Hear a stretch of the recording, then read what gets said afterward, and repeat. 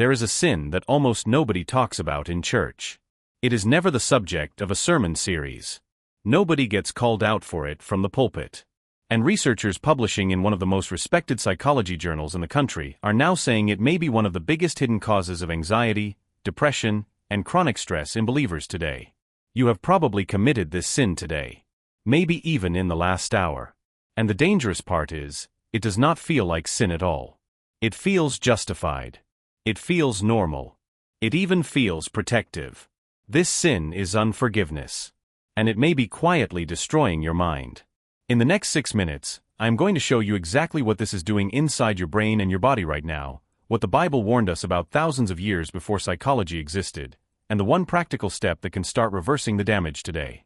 Let us get into it. Here is why this sin is so dangerous. It disguises itself as something else. It calls itself being cautious. It calls itself protecting your heart. It calls itself having standards. But underneath all of those labels is the same root.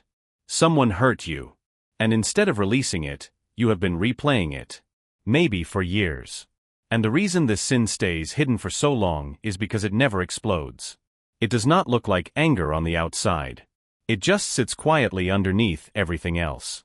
Underneath your mood. Underneath your energy. Underneath the way you react to small things that should not bother you this much.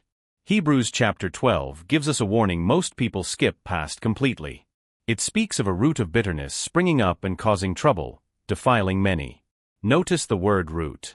A root grows underground, completely out of sight, long before anything visible shows up above the surface.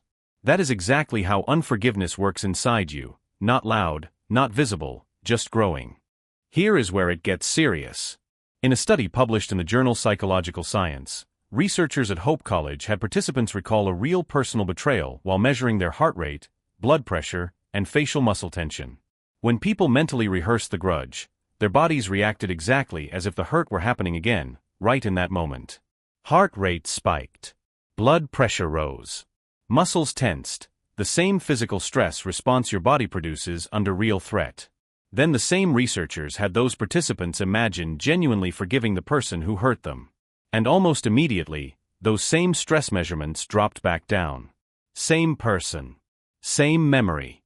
The only thing that changed was whether they held on or let go. And here is the part that should concern you. You do not feel this happening in real time. You just think you are tired. On edge. Anxious for no clear reason. You do not connect any of it back to the one grudge you have been carrying every single day.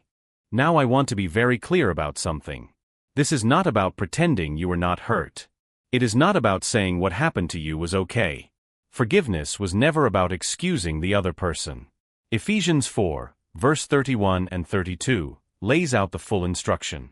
Let bitterness, anger, and resentment be put away from you, and instead be kind to one another, forgiving each other, just as you have been forgiven. Whether the person who hurt you has moved on or not, whether they even understand what they did to you, none of that changes what carrying this is doing to your body right now. Releasing it was never about them. It is about you. Forgiveness is not letting them off the hook. It is taking yourself off theirs. So here is one thing you can do today. Think of the one person or situation that came to your mind while watching this video. You already know who it is. Bring that specific offense to God in prayer today, not in 5 years, not when you feel ready, but today. You just have to loosen your grip a little. That is enough to start. Your body was never designed to carry that weight forever. And neither was your mind. Today is the day you put it down, not because they deserve it, but because you do. Comment below with one word describing how you feel right now. I read every single one. If this helped you, share it with someone who has been carrying something for too long, and subscribe so you don't miss what we're covering next week. See you in the next one.